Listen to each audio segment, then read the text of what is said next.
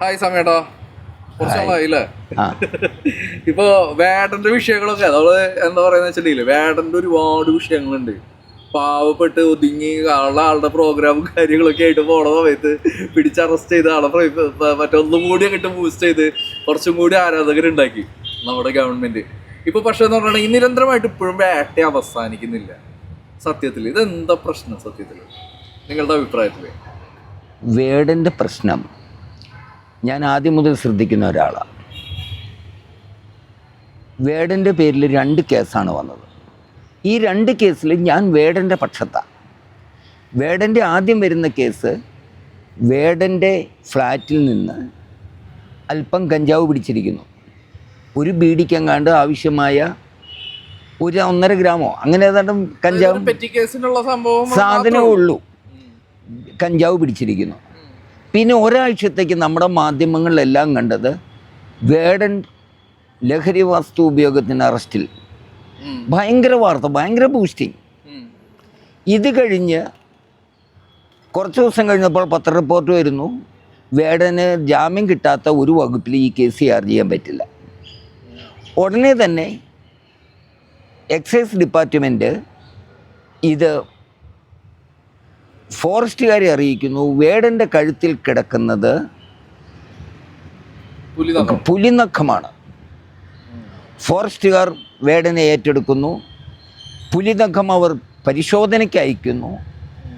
അതിൻ്റെ റിസൾട്ട് വരുന്നതിന് മുമ്പ് തന്നെ ഫോറസ്റ്റിലെ ഓഫീസറുടെ പ്രഖ്യാപനം, വേടന് ശ്രീലങ്കൻ ബന്ധമുണ്ട്. ആദ്യം ഒരു ഭയങ്കര രസമാണ് തോന്നി. ഇതെന്ത് പേർക്കിടയ്ക്ക് ഇവർ ഈ പറയുന്നതെന്ന് മനസ്സിലാവുന്നില്ലായിരുന്നു.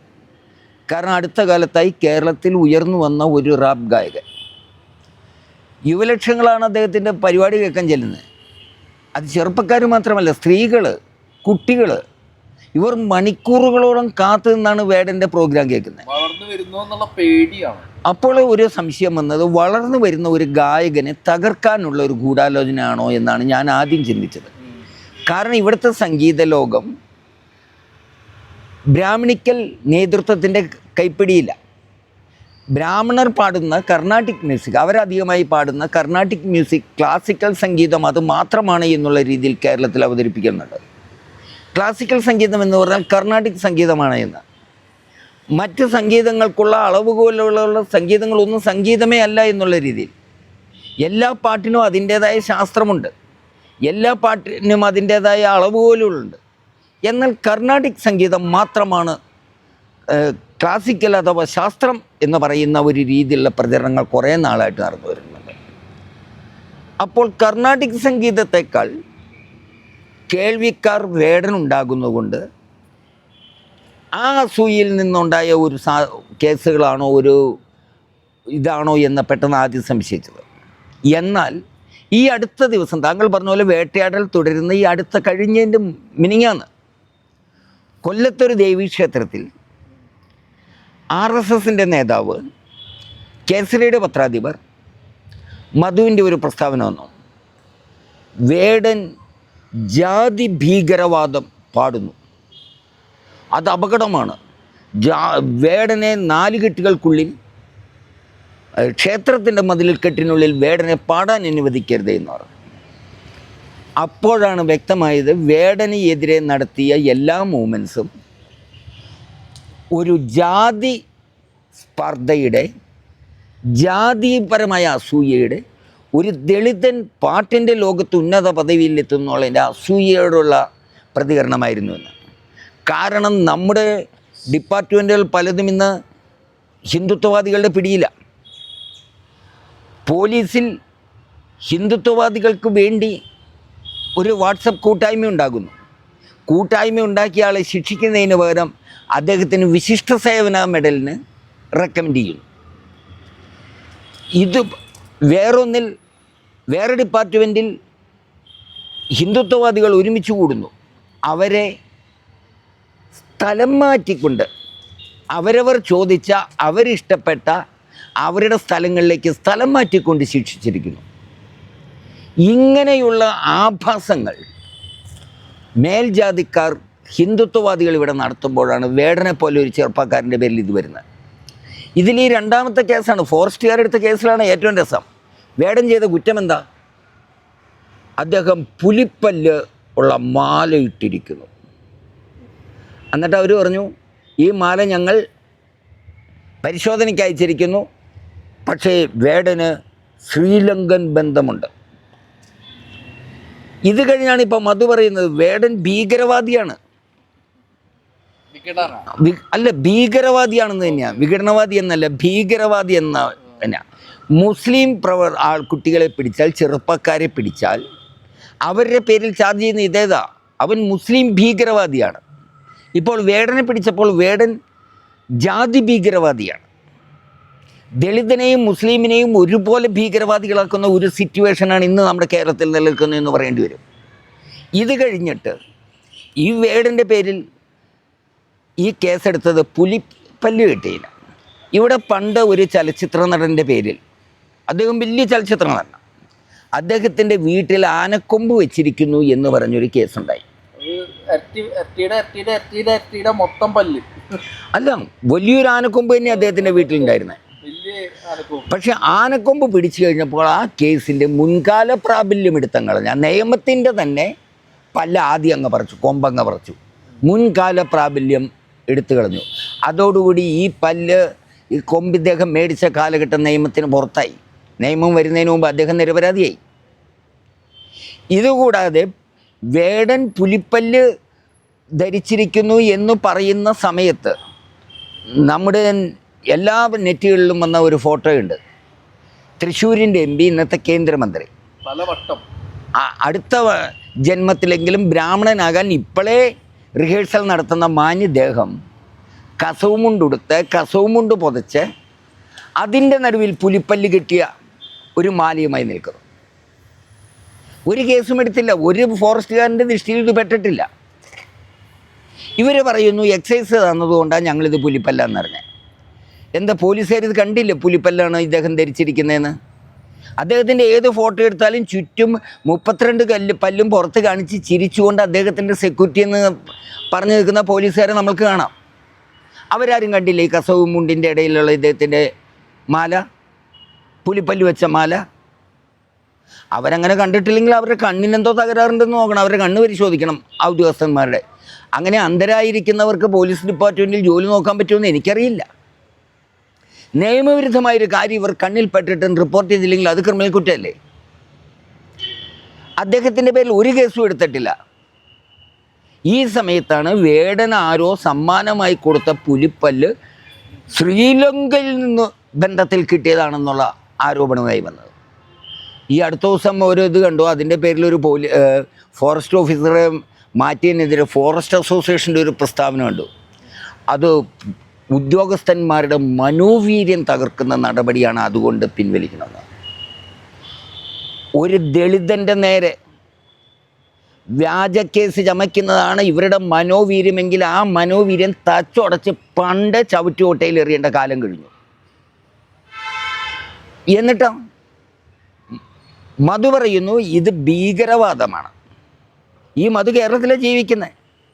ഏതാനും നാൾ മുമ്പ് നമ്മുടെ തൃശ്ശൂരിനടുത്ത് ഇരിങ്ങാലക്കുടയിൽ കൂടൽമാണിക്യ ക്ഷേത്രത്തിൽ ഒരു ഈഴവ ചെറുപ്പക്കാരൻ ദേവസ്വം ബോർഡിൻ്റെ എല്ലാ നിയമങ്ങളും അനുസരിച്ച് ടെസ്റ്റ് എഴുതി ഇൻ്റർവ്യൂ പാസ്സായി കഴകഞ്ചോലിക്ക് പ്രവേശിച്ചു.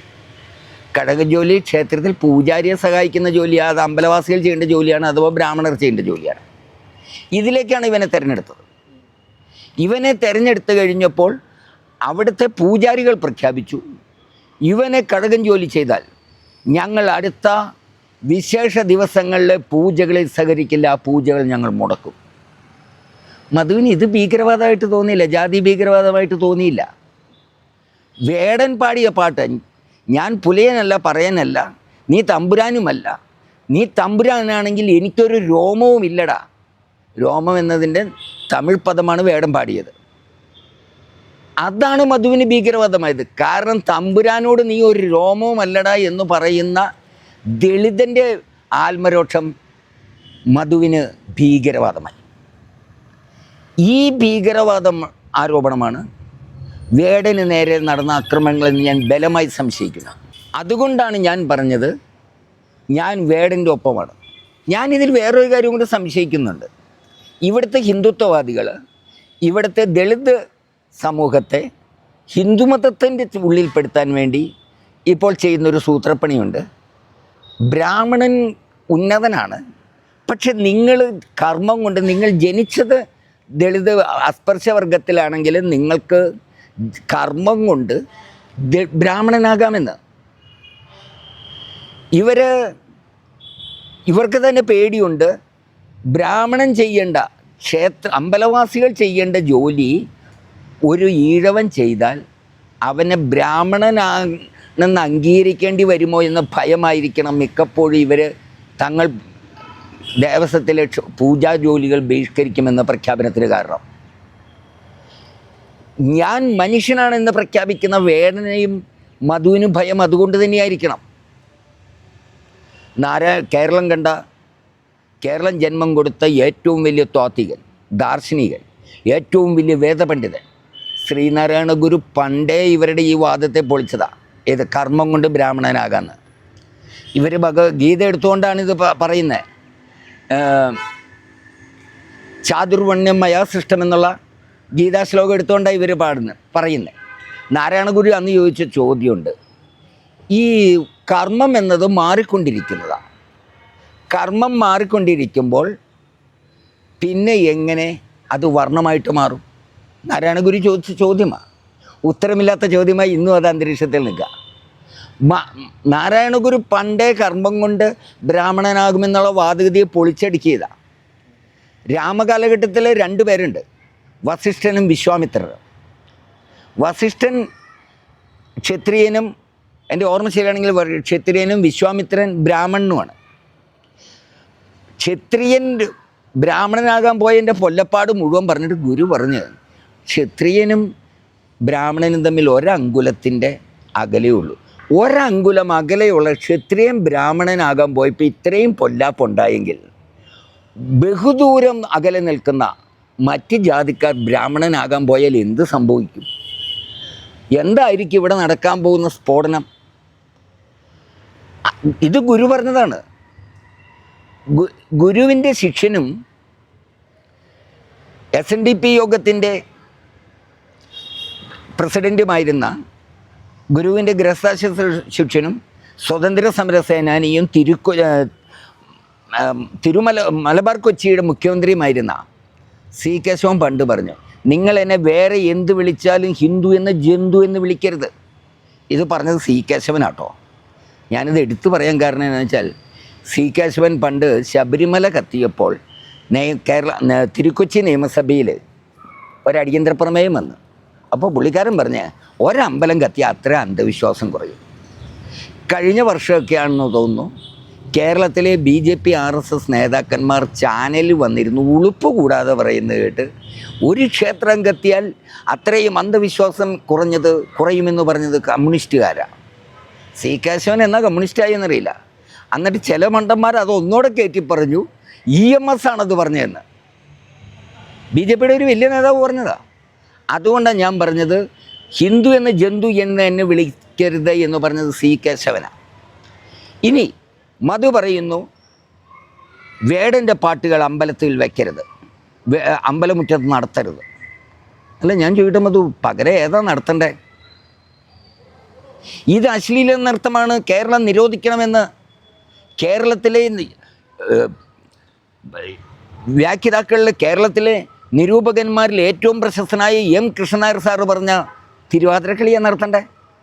തിരുവാതിരക്കളി ഒരു കലാരൂപമല്ലേ? ഈ കലാരൂപം എങ്ങനെയാണ് ഒരു അശ്ലീലമാവുന്നത്? സുഹൃത്തെ, ഏതൊരു കലാരൂപവും അശ്ലീലമായി അവതരിപ്പിച്ചാൽ അത് അശ്ലീലമാണ്. എന്തുകൊണ്ടാണ് ക്യാബറയ്ക്ക് ഇവിടെ ചിന്തിക്കുന്ന ജനസമൂഹം മുഴുവൻ എതിരായിട്ട് സമരം ചെയ്തത്? ഞാനൊന്ന് പറഞ്ഞു തീർന്നോട്ടെ. ക്യാബറ നടത്തരുതെന്നും പറഞ്ഞ് ക്യാബറ നടത്തുന്ന പ്രദർശന വേദികളിലേക്ക് ML പ്രസ്ഥാനങ്ങളടക്കം ജാഥ നടത്തിയിട്ടുണ്ട്. ഞങ്ങൾക്കത് ജാഥയ്ക്ക് പോയിട്ടുള്ളവനെ. എനിക്ക് എന്തുകൊണ്ടാണ് ഞങ്ങളത് പറഞ്ഞത്? സ്ത്രീയെ വിൽപ്പന ചരക്കാക്കുന്ന, സ്ത്രീയെ പ്രദർശന വസ്തുവാക്കുന്നതാണ് ഈ പറയുന്ന ഈ ക്യാബറ. അതുപോലെ തന്നെ സ്ത്രീയെ പ്രദർശന ചരക്കാക്കി ഉണ്ടാക്കിയ സാധനമാണ് ഈ തിരുവാതിരക്കളി. കലാരൂപല്ലേ? കലാരൂപമല്ല. അതിൻ്റെ ചരിത്രം എന്താ? തിരുവാതിര ദിവസം രാത്രി കലയായിരിക്കണം, അത് വിൽപ്പനച്ചരക്കാവരുത്, അല്ലെങ്കിൽ സ്ത്രീയെ പ്രദർശന വസ്തുവാക്കുന്ന സാധനമായി മാറരുത്. എങ്ങനെയാണ് തിരുവാതിരക്കളി ഉണ്ടായത്? തിരുവാതിര ദിവസം ഇല്ലത്തിൻ്റെ കാര്യസ്ഥന്മാരുടെ ഭാര്യമാരെ, പെൺകുട്ടികളെ, സഹോദരിമാരെ ഇല്ലക്കുളത്തിൽ പോയി തുടിച്ചു കുളിക്കും. എന്നിട്ട് ഇവർ നേരെ വന്ന് നിലവിളക്ക്, ഇല്ലത്തിൻ്റെ നടുമുറ്റത്ത് വെച്ചിരിക്കുന്ന നിലവിളക്കിന് മുമ്പിൽ ചുറ്റും നിന്ന് നൃത്തം ചെയ്യും. കാണികളാരാ? ഇല്ലത്തെ സ്ത്രീകളും ഇല്ലത്തെ വലിയ നമ്പൂരി, കൊച്ചു നമ്പൂരിമാരുമാണ്. ഇവരുടെ മുന്നിലാണ് ഈ നൃത്തം നടക്കുന്നത്. പൊതുസമൂഹത്തിൻ്റെ മുമ്പിൽ അല്ല തിരുവാതിരക്കളി തുടങ്ങിയത്. അതുകൊണ്ടാണ് കൃഷ്ണൻ നായർ സാർ പറഞ്ഞത്, സ്ത്രീകളുടെ ലൈംഗിക ഉത്തേജകം ഉണ്ടാക്കുന്ന ചലനങ്ങൾ കൊണ്ട് സമ്പുഷ്ടമായ ഈ കളി നിരോധിക്കണമെന്ന്. കൃഷ്ണൻ നായർ സാർ വെറുതെ ഒന്നുമല്ല പറഞ്ഞ എം കൃഷ്ണൻ നായർ. ഇനി നാളെ ഇത് CPM പറഞ്ഞതെന്ന് പറയാതിരിക്കാനാണ് ഞാൻ എം കൃഷ്ണൻ നായർ എന്നുള്ള പേര് 2-3 പ്രാവശ്യം എടുത്തു. ഇനി ആർക്കെങ്കിലും സംശയമുണ്ടെങ്കിൽ എം കൃഷ്ണൻ നായരുടെ വാരഫലങ്ങൾ എന്ന് പറഞ്ഞ സാഹിത്യ വാരഫലങ്ങളുണ്ട്, അതൊന്ന് കുത്തിയിരുന്ന് വായിക്കുക. എന്നിട്ട് വരണം കൃഷ്ണൻ നായരാണോ പറഞ്ഞില്ലെന്ന് അറിഞ്ഞിട്ട്. അപ്പോൾ ഞാൻ പറഞ്ഞത്, ഇനി കൊണ്ടുവരേണ്ട ഈ സാധനമാണോ? തിരുവാതിര കളിയാണോ? ഇപ്പം നമുക്കറിയാം, എം കൃഷ്ണൻ നായർ സാർ നിരോധിക്കണമെന്നു പറഞ്ഞ തമ്പുരാന്മാരുടെ മുമ്പിൽ സ്ത്രീകളെ പ്രദർശന വസ്തുവാക്കുന്ന തിരുവാതിര കളി കേരളത്തിൽ നിരോധിക്കേണ്ടതാണെന്ന് എം കൃഷ്ണൻ നായർ സാറ് പറഞ്ഞപ്പോൾ കേരളത്തിലെ വിപ്ലവ പ്രസ്ഥാനങ്ങൾ പോലും തങ്ങളുടെ പരമാചാര്യനെ പാടി സ്തുതിക്കാൻ തിരുവാതിരക്കളി നടത്തുന്ന വല്ലാത്ത കാലത്താണ് ഞാനും നിങ്ങളൊക്കെ നിൽക്കുന്നത്.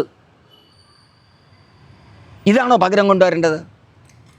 ഞാൻ പറയനല്ല പൊലയനല്ല എന്ന് പാടുന്ന വേടൻ്റെ പാട്ട് വേണ്ട, തമ്പുരാനെ കളിക്കുന്ന, തമ്പുരാനെ സ്തുതിച്ച് പാടുന്ന, തമ്പുരാൻ്റെ മുമ്പിൽ കുണുങ്ങിക്കളിക്കുന്ന തിരുവാതിരക്കളി വേണമെന്നോ? എന്ത് വൃത്തികേടാ പറയുന്നത്? ഇത് കേരളമാണ്. നാരായണ ഗുരുവിനെ പോലുള്ള പ്രഗത്ഭന്മാർ ജനിച്ച മണ്ണ ഇത്. ഇവിടെ മധുവിനെ പോലുള്ളവരുടെ പിച്ചലാട്ടമൊന്നും പോവില്ല. ഈ വർത്തമാനമൊന്നും കേരളത്തിലെ ജനങ്ങൾ ഒട്ടും വകവയ്ക്കാൻ പോകുന്നില്ല. കേരളത്തിൽ എവിടെയും ഇനിയും വേടം പാടും. വേടം പാടുന്നതിൻ്റെ ഒപ്പം കേരള ജനത നിന്ന് പാടും. ഞങ്ങൾ പറയാനല്ല, പുലയനല്ല, നീ തമ്പ്രാനുമല്ല, നീ തമ്പ്രാനാണെങ്കിൽ എനിക്കൊരു രോമവും ഇല്ലടാ എന്ന് മലയാളി പാടുകയും ചെയ്യും. ഏത് സവർണവാദികൾ എത്ര കിടന്ന് തുള്ളിയാലും ഇതേ കേരളത്തിൽ നടക്കും. വേടൻ്റെ കേസിൽ എൻ്റെ നിലപാടിതാണ്. നിങ്ങൾ ഈ പറയുന്ന തിരുവാതിര അശ്ലീലമാണെന്ന് പറയുന്നു. അപ്പോൾ ഇവിടെയുള്ള ഈ ഒരു ഐറ്റം ഡാൻസ് എന്ന് പറയുന്ന ഒരു സംഭവത്തിന് നിങ്ങൾ എങ്ങനെയാണ് കാണുന്നത്?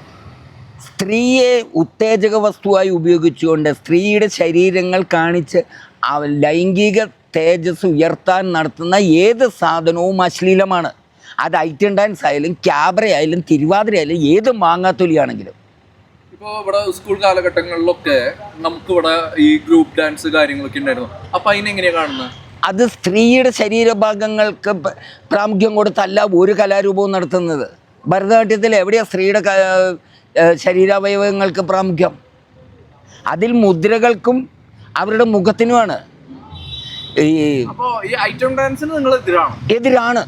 അത് ഈ പറയുന്ന ഒരു ലൈംഗികമായിട്ട് ഉത്തേജനം ഉണ്ടാക്കുന്ന ഈ പറയുന്ന പോലത്തുള്ള സംഭവങ്ങൾക്ക് നിങ്ങൾ എതിരെ നിൽക്കുക എന്ന് പറഞ്ഞിട്ടുണ്ടെങ്കിൽ ഇന്നത്തെ കാലഘട്ടത്തിൽ ചെറുപ്പക്കാരൊക്കെ ഒരുപാട് പ്രകോപിപ്പിക്കുന്ന പ്രശ്നങ്ങളാണ്. അവർ പ്രകോപിക്കുകയോ ഇല്ലയോ എന്നുള്ളത് സത്യമാണെന്ന് പറയേണ്ടിയിരിക്കുന്നത്. കാരണം പലപ്പോഴും പറയുന്നവർ പെടുന്ന ഒരു പാടുണ്ട്, സത്യം പറഞ്ഞാൽ അച്ഛൻ അമ്മയെ കൊല്ലും, സത്യം പറഞ്ഞില്ലെങ്കിൽ അച്ഛൻ പട്ടിയിറച്ചി. നിങ്ങൾ പറയുന്നത് ഈ പറയുന്ന മനുഷ്യന്റെ ലൈംഗിക ദാരിദ്ര്യത്തിനെ ചൂഷണം ചെയ്യുന്ന ഒരു ഏത് കലാരൂപവും ആഭാസമാണ്, അശ്ലീലമാണ്. അതിൽ ഒരു മാറ്റവും ഇല്ല. അശ്ലീലം ആഭാസമാണെന്ന്. അശ്ലീലം എന്നുള്ള പദമല്ല ഞാൻ അതിനൊക്കെ ഉപയോഗിക്കുന്നത്, ആഭാസമാണ്. ഞാൻ ജസ്റ്റ് ഒരു സംശയം ചോദിക്കാനാണ്. നിങ്ങൾ ഉദ്ദേശിക്കുന്നത് ലൈംഗിക ദാരിദ്ര്യത്തിനെ ചൂഷണം ചെയ്യുന്ന രീതിയിലാണോ ഇതുപോലത്തുള്ളത് നടത്തുന്നതെങ്കിൽ അത് ആഭാസമാണ്. അങ്ങനെയാണോ എന്നാണ് ചോദിക്കുന്നത്. അതെ, മിക്ക സിനിമകളിലും ഇതുവരെ ഐറ്റം ഡാൻസ് നടത്തുന്നതിൽ ഞാൻ കണ്ടിട്ടില്ല ഏതെങ്കിലും ഒരു നല്ല നടി, ശരീരത്തിന് വലിയ പുഷ്ടിയൊന്നും ഇല്ലാത്ത ഒരു നടിയെ ഐറ്റം ഡാൻസ് നടത്തുന്നത് ഞാൻ കണ്ടില്ല. ഒരു നടികളുടെയും പേരെടുത്ത് ഞാൻ പറയുന്നില്ല, ഉദാഹരണം ഒത്തിരി നടികളെ പറയാം. അവരാരും ഐറ്റം ഡാൻസ് നടത്തുന്നത് കണ്ടിട്ടില്ല. കണ്ടാൽ മനോഹരമായ ശരീരമുള്ള, നല്ല ബോഡി ഷേപ്പുള്ള, ശരീരത്തിൻ്റെ ഭാഗങ്ങൾക്ക് പുഷ്ടിമയുള്ള സ്ത്രീകൾ നടത്തുന്ന നടികൾ മാത്രമേ ഐറ്റം ഡാൻസ് നടത്താറുള്ളൂ. അതിനെ അവർ ചൂഷണം ചെയ്യണം. അതുകൊണ്ടാണ് ഞാൻ പറഞ്ഞത് അതും ആഭാസമാണെന്ന്. ഞാൻ തിരുവാതിരക്കളിയുടെ സ്റ്റെപ്പുകളെ വെച്ചുകൊണ്ടാണ് അതിൽ പ്രദർശിപ്പിക്കുന്ന മുൻഭാഗ പിൻഭാഗ ചുവടുകൾ വെച്ചുകൊണ്ടാണ് ഞാനത് കൃഷ്ണനായർ സാറിൻ്റെ ഒപ്പം നിൽക്കുന്നത്. ഇത് അശ്ലീലമാണ്, ഇത് നിരോധിക്കണം.